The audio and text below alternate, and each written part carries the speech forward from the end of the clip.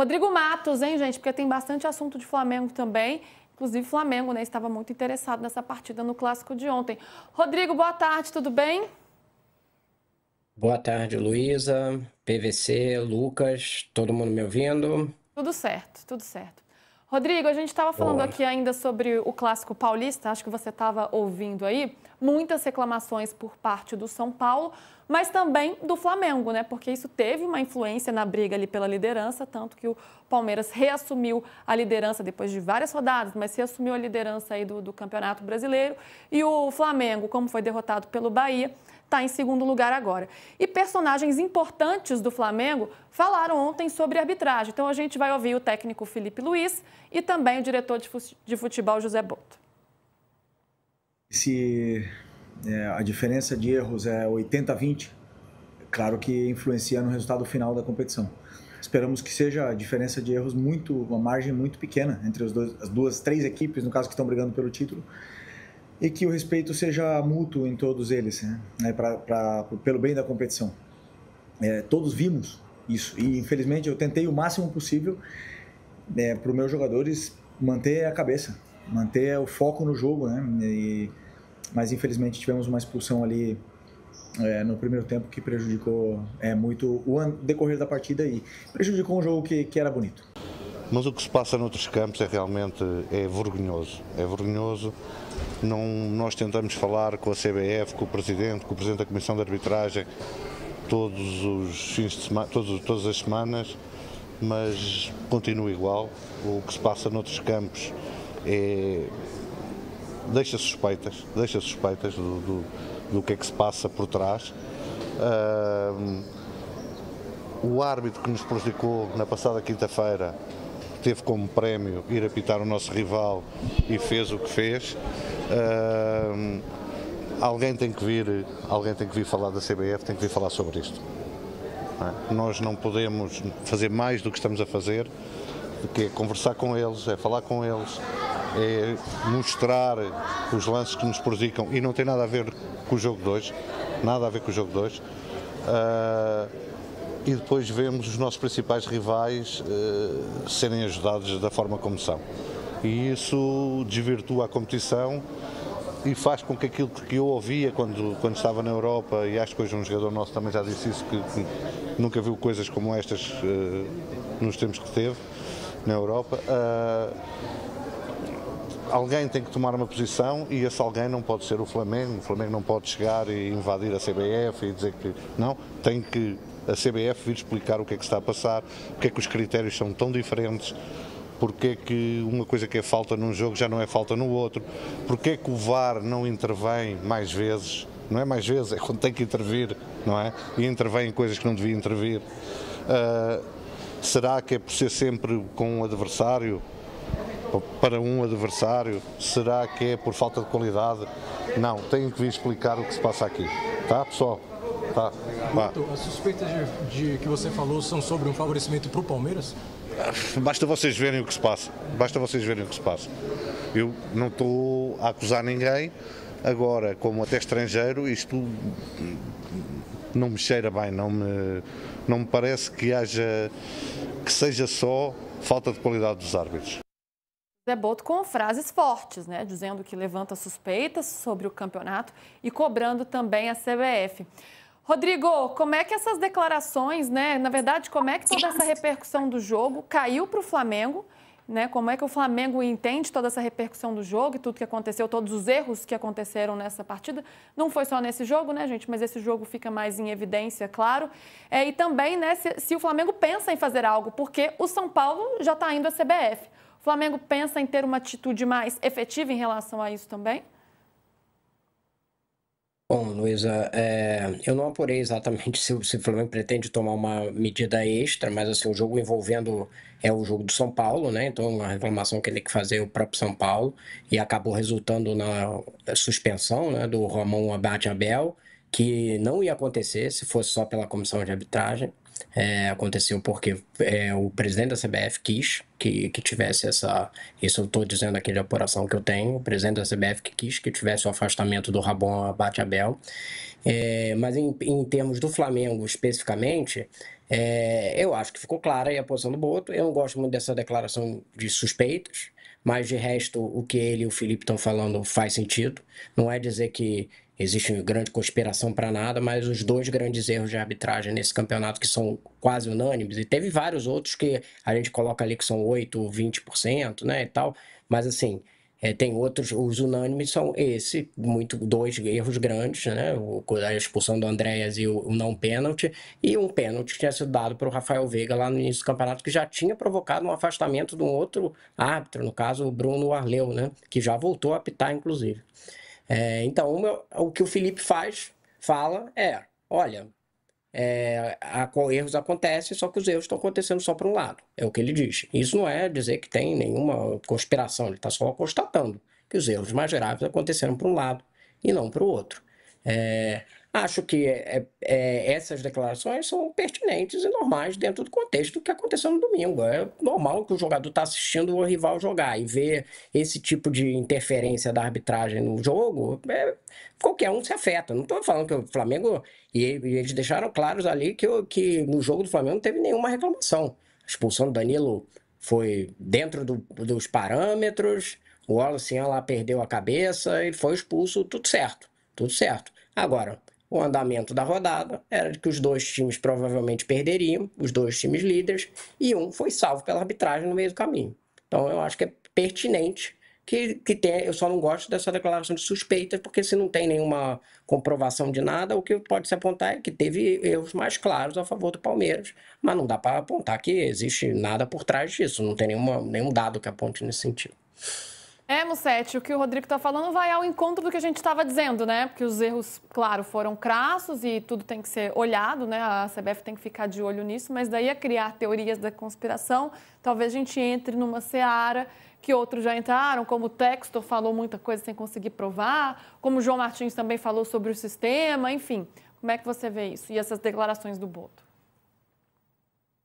Eu acho super natural o Boto reclamar. Eu acho que faz parte do jogo. O Flamengo foi afetado diretamente por esses erros da arbitragem, principalmente no caso do pênalti, mas eu não gosto desse tipo de teoria da conspiração, de não me cheira bem, não pode ser, não acho que seja sua qualidade.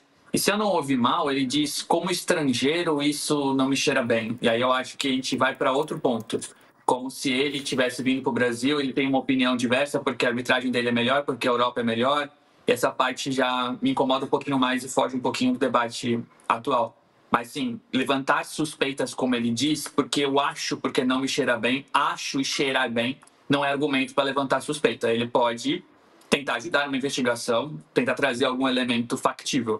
Mas, se não, é só pressão. Eu acho que ele poderia ter pressionado a arbitragem, reclamado e proposto mudanças sem ter criado uma nova teoria da conspiração.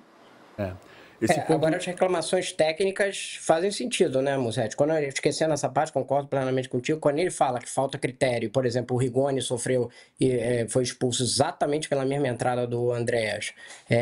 Você vê num jogo o Ramon Abate-Abel na quinta-feira, ele foi um árbitro extremamente prejudicial para o Flamengo e para o Cruzeiro, para os dois, porque ele prejudicou o jogo, e que ele é extremamente intervencionista, parava o jogo toda hora, aí de repente ele chega no clássico, ele não dá um pênalti claríssimo e o VAR não intervém. Então, assim, tecnicamente, não dá para explicar qual é o que aconteceu com o critério do Ramon Abate-Abel de quinta para domingo, né? Só o caso do Boto, acho importante dizer, eu acho que ele tem tanta razão para desconfiar de arbitragem quanto a gente tem. Porque se em 2005 houve a máfia do apito, que hoje é documentário no Sport TV, em 2004 teve um livro chamado, que eu recomendo que você leia, chamado Eu, Carolina, que é o que deu origem ao grande escândalo do apito dourado em Portugal. E que tratava de escândalos de mais de 3 décadas. Então, o Boto, como português, e desculpa, Boto, meu pai é português, eu tenho um passaporte português, a gente conhece o futebol português bem, você conhece, eu conheço, meu tio Antônio, benfiquista, adorava futebol de Portugal, dizia, lembro do meu tio Antônio, quando o Mourinho volta ao Benfica, meu tio Antônio dizia, temos aqui em Lisboa, pá, um técnico que é tão arrogante e prepotente quanto o vosso, Luxemburgo. Ele dizia meu tio Antônio. Então, a gente sabe que teve um episódio do apito dourado que deixou marcas, deixou cicatrizes em Portugal. Né? A gente não está falando de Dom João VI, a gente está falando de 2 países que são irmãos. Temos os nossos problemas, Portugal também tem os seus. né? Então, acho que tem um ponto importante. O Boto é extremamente bem-vindo, extremamente competente, extremamente bem-vindo no Brasil. Todos queremos portugueses aqui, como meu pai, como meu avô, como todos os que estão aqui. Agora, não é porque você é estrangeiro, porque em Portugal também houve um escândalo na mesma altura que houve no Brasil, né? Em Portugal também se desconfia da arbitragem do mesmo jeito que se desconfia no Brasil. Somos todos países irmãos. Aliás, o Rio de Janeiro, como dizia minha professora de russo, vocês precisam entender a guerra da Ucrânia porque Kiev foi capital da Rússia. Sim, o Rio de Janeiro foi capital de Portugal, não foi? Sim. Daqui a pouco a gente vai falar sobre a Libra, hein? Sobre novidade envolvendo todo esse imbróglio aí, envolvendo o Flamengo e a Libra também, os clubes que fazem parte da Libra, claro. Agora, o Flamengo entrou em campo ontem, foi derrotado pelo Bahia. Um jogo, né, condicionado por expulsões também. O Flamengo perde o Danilo logo no início do jogo, depois perde o Wallace Ian também. Rodrigo, como é que pensa o Flamengo, né? O que dá para tirar desse jogo no dia seguinte? Porque teve o jogo lá do Flamengo, do Palmeiras e do São Paulo e tal, mas o Flamengo não conseguiu fazer a parte dele também, tudo bem, jogando fora de casa, né? Mas aí perde a liderança do Campeonato Brasileiro. O que dá para tirar desse jogo do Flamengo de ontem? Olha, Luiz, eu acho que o principal é que o Danilo cometeu um erro crasso ali, né? A bola tá se adiantando e ele já levantou demais o pé, acertou na cara do jogador do Bahia e foi expulso, justamente. E aí todo o jogo se desenha em relação a isso. O Flamengo podia ter ganhado mesmo estando com a menos? Podia até. Né? Fazer uma atuação ali razoável com a saída do Pedro. Teve uma chance com o Samuel Lino na cara do gol, que ele perdeu, chutou em cima do goleiro do Bahia. E depois o zagueiro que entrou, o Cleiton, errou ali numa bola e permitiu o gol do Bahia. No segundo tempo, o time aí teve mais dificuldade. Achei que o Felipe Luiz errou, cometeu alguns erros ali nas trocas que ele fez. O time ficou sem meio de campo. E aí o Bahia conseguiu se defender bem, apesar de estar jogando com 10 contra 9, se defendeu. E aí depois, quando tem a expulsão do Wallace Ian, e acaba o jogo, né? Então eu acho que acaba que as expulsões explicam muito que foi o jogo, que era um jogo que, apesar do gramado ruim e do jogo ser fora de casa, se desenhava como podendo ser favorável para o Flamengo, porque o Bahia tinha muitos desfalques, né? Então, e o Flamengo começa o jogo ali com domínio de posse de bola e tal, então poderia se desenhar um jogo, sim, favorável para o Flamengo. Agora, essa atitude aí do Danilo acaba mudando todo o panorama, e aí, quando ainda teve alguma chance de reagir, você ainda comete outras falhas. Então, eu acho que os erros do Flamengo explicam essa derrota para o Bahia, que estava muito depauperado, né? Com muitos... Aliás, aproveitando aqui para desejar toda a sorte para Everton Ribeiro, que hoje teve uma notícia aí relacionada a ele estar com câncer de tireoide, foi fazer uma operação, um sujeito, além de ótimo jogador, um sujeito muito decente, espero que dê tudo certo para ele. Pois é, teve essa notícia que saiu agora há pouco, né? A gente está acompanhando aqui, essa matéria já está no All Sport, do Everton Ribeiro, que revelou hoje nesse post aí das redes sociais que passou por uma cirurgia para tirar um câncer de tireoide, foi diagnosticado com câncer de tireoide. E ele posta aí, hoje fiz a cirurgia e tudo correu bem, graças a Deus. Sigo em recuperação, com fé e com apoio da minha família e de vocês. Obrigado por cada oração e carinho. Ter vocês ao meu lado faz toda a diferença. Ele nessa foto aí bonita com a família, né, a esposa e os filhos, diante do Cristo Redentor. Então, toda a força e recuperação para o Everton Ribeiro nesse momento aí. Musetti, sobre o jogo, né, ainda tivemos alguns personagens, né? O Danilo, que foi expulso e ele mesmo pede desculpas depois, né, depois da partida. Samuel Lino, que perde um gol. E, mais uma vez, muito criticado, aliás, mais do que criticado, porque hoje, né, os muros da sede do Flamengo amanheceram com pichações contra o Samuel Lino, a gente está vendo aí, tem um cifrão de dinheiro, né, em referência ao salário dele. Os vândalos, né, que picharam o muro também falam, BAP omisso, falando do presidente. Então, teve esse episódio aí. E eu fico pensando, né, que o Lino, de fato, perdeu uma chance muito clara, de fato, vem tendo atuações abaixo do que se esperava, um jogador que foi contratado a peso de ouro, mas é um time que está na semifinal da Libertadores e está brigando pelo Campeonato Brasileiro lá em cima e com muros pichados. Como é que você viu essas manifestações de vandalismo aí? Um exagero tremendo, Lu. Assim, a gente entende que o torcedor do Flamengo esteja frustrado, o Palmeiras assumiu a liderança, era um jogo que, como o Matos trouxe, era um jogo em que o Flamengo se via até como favorito diante dos desfalques do Bahia. E aí vem esse erro bizarro do Danilo, que para mim é o grande personagem do jogo. A gente pode falar do lance do Lino, sim, não apenas pelo investimento, mas por ser um bom jogador. Nem estou falando dos milhões que foram gastos. É um jogador que sozinho, na frente do goleiro, depois de um bom domínio, ele precisa fazer o gol. Mas é um erro que a gente consegue justificar, que a gente vê. É mais difícil entender o que o Danilo, com a sua experiência, fez.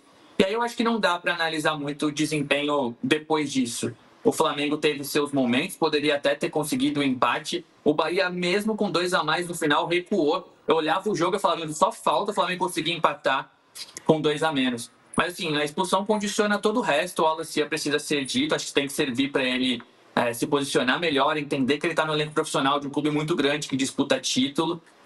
Mas não dá para analisar para mim o desempenho do Flamengo do Felipe Luiz depois de uma expulsão cedo dessa forma. Claro que se o Lino faz o gol, teoricamente não teria o lance do Danilo e tudo mais. Mas o erro do Samuel Lino dá para entender, a gente vê atacantes bons perderem gols fáceis, mas o do Danilo, para mim, não dá para entender. Foi um erro que condicionou todo o resto, aí ficou natural a vitória do Bahia. Agora fosse mais difícil, é até mais duvidoso. Acho que pegou, mas é só do Danilo ter dito que não pegou, é uma possibilidade mesmo. É um lance, não tem muita discussão, não teve tanta reclamação. O Felipe Luiz foi muito bem, como eu disse agora há pouco, na entrevista coletiva. Eu acho que tem um mérito do Bahia, né? O Bahia, em 8 dias, ganhou 6 pontos do líder e do vice-líder, na ordem atual e inversa, né? O Bahia não ganhava, o Bahia nem sequer empatava com o Flamengo desde os 3 a 0 de 2019, que foi a primeira derrota do Jorge Jesus no Brasileiro, né? O Jorge Jesus tinha perdido para o Emelec e a primeira derrota do Jorge Jesus como técnico do Flamengo no Brasileirão foi para o Bahia na Fonte Nova. Nunca mais o Flamengo nem sequer tinha empatado com o Bahia no Brasileirão. O Bahia venceu e o Rogério, depois de 16 jogos contra o Flamengo, venceu.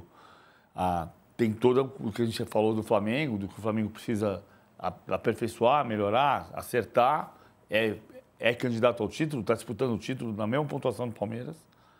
Mas o Bahia tem um mérito gigante de ter conquistado 6 pontos em 8 dias contra primeiro e segundo colocados. E com 12 desfalques, né? Sim, é verdade. Teve um outro personagem também que esteve em foco nessa partida, que foi o Wallace. Ele entrou no segundo tempo, ficou só 11 minutos em campo, porque conseguiu ser expulso. Primeiro tem um cartão amarelo por reclamação, depois solta uma cotovelada, foi expulso. Ele que já não jogava fazia um tempo, né? Fazia mês que não jogava. Felipe Luiz apostou nele e ele acabou prejudicando o time. Depois o treinador falou sobre a atitude do garoto. Vamos ouvir o Felipe Luiz. O Wallace vem treinando muito bem durante muito tempo. É um jogador importante para mim no plantel. Já demonstrou a qualidade que ele tem. Mas é verdade que hoje ele cometeu um erro muito grave e nos prejudicou. Mas ele é muito novo ainda. É claro que eu não conversei com ele ainda, vou conversar. É nesses aspectos que eu tenho que focar em melhorar a minha equipe, que o mental não influencia em nenhum momento pro negativo, senão que eles mantenham sempre a estabilidade dentro do campo. É um jogador que tem um potencial muito grande e eu pensei na entrada dele em velocidade, atacar espaço e principalmente tentar romper essa linha do Bahia que estava fechada, com o jogador a mais, eles estavam se fechando bastante e eu acreditava que ele poderia abrir espaço para os outros jogadores também chegar de trás. Mas infelizmente aconteceu essa expulsão dele, aí sim complicou tudo. Mesmo assim o time continuou dando a vida e dando o máximo até o final, até mesmo criamos uma chance ali de bola parada para empatar o jogo no final do jogo, mas infelizmente não conseguimos. Felipe Luiz falando em erro grave, né, de Wallace. Ô, Rodrigo, o que acontece com o garoto? É uma imaturidade? Claro, ele ainda é jovem, mas já é profissional, né? Como é que você vê isso? E também é um momento de uma certa instabilidade desse Flamengo, por mais que esteja lá em cima, né, brigando na semifinal da Libertadores, no Campeonato Brasileiro também, mas passa por algum momento de instabilidade? Eu acho que o Wallace se perdeu no personagem que ele entrou no profissional. Um personagem que inicialmente a gente pode dizer que é bom, um garoto que entra, enfrenta, que se posiciona, porque isso lhe dá espaço, né? Mostra ele entra para mexer com os jogos e por isso que ele ganha um espaço dentro do time. Mas aí depois ele começa num exagero de achar que vai começar a mandar em todo mundo, falar umas coisas muito pilhadas, excessivamente pilhadas. Ele já entrou discutindo com todo mundo, aí tomou aquele amarelo ali porque estava discutindo. Depois ele vai dar na cara do jogador do Bahia. Desculpa, eu acho que deveria afastar um pouco o garoto, trabalhar a cabeça dele. Ele tem que ficar afastado um tempo. Ele não está com maturidade para jogar no profissional nesse momento. Não foi um erro grave isolado, não. Eu acho que ele tem que afastar no sentido de preservar, inclusive. E sobre o Flamengo, eu acho que sim, tem alguma instabilidade. Isso é normal em todos os times que disputam na ponta. Eles têm, às vezes, momentos ruins. Eu acho que o Flamengo passa por um momento que não é... E mesmo assim, nesse momento que não é bom, eu acho que teve atuações, por exemplo, contra o Cruzeiro, que foi uma atuação boa contra um outro time bom também, e poderia ter saído uma vitória para qualquer um dos dois lados.